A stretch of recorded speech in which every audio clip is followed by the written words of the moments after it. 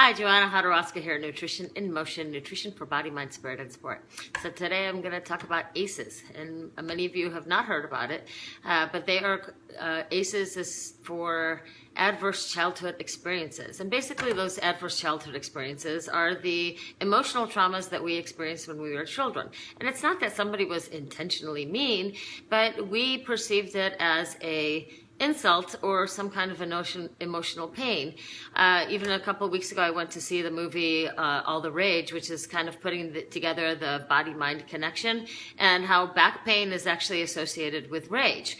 So one of the segments in there was how their, I think, 5 or 6-year-old daughter was being taken to get some blood work done. That ended up being a traumatic experience for her. So depending on how you handle that kind of a situation, sometimes your parents are like, oh, stop, stop your whining, stop your crying, just you shut it down. So then you suppress those emotions and you end up having that emotional hurt as the foundation, and you build all these layers on top of it. Well, later on in life, when you become an adult, these childhood experiences, if these traumas have not been resolved, they become other health issues. Some people have weight issues, then there's GI distress, there's self-worth issues, anxiety, arthritis, cardiovascular disease. The list is actually kind of endless, and it could be as simple as chocolate cravings. So there are some nutritional components to those issues, but there's also to resolve it, it's not always just the anti-inflammatory diet. It's not always just balance your blood sugar, although those always help. It's how do you resolve those emotional traumas? One of the things that I work with is the Path to Heal.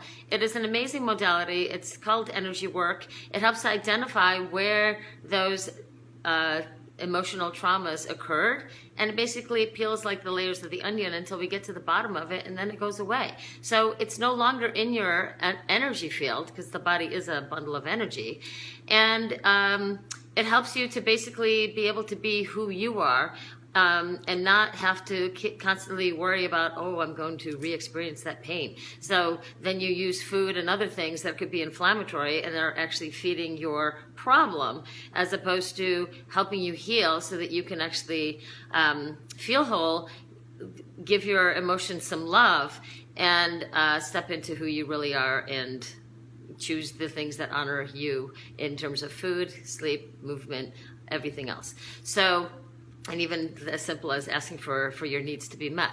But if we're stuck in that place of fear of re-experiencing those emotional traumas, then our life gets to be really challenging as we get older. So if you are interested in hearing more about ACEs and the emotional traumas and how that affects your health, or the Path to Heal work that I do, I have a couple of options. There's the Be Whole program, which combines the nutrition with the Path to Heal work. Then there's the Path to Heal work that you can do just on straight up on a personal level, which of course is always my suggestion.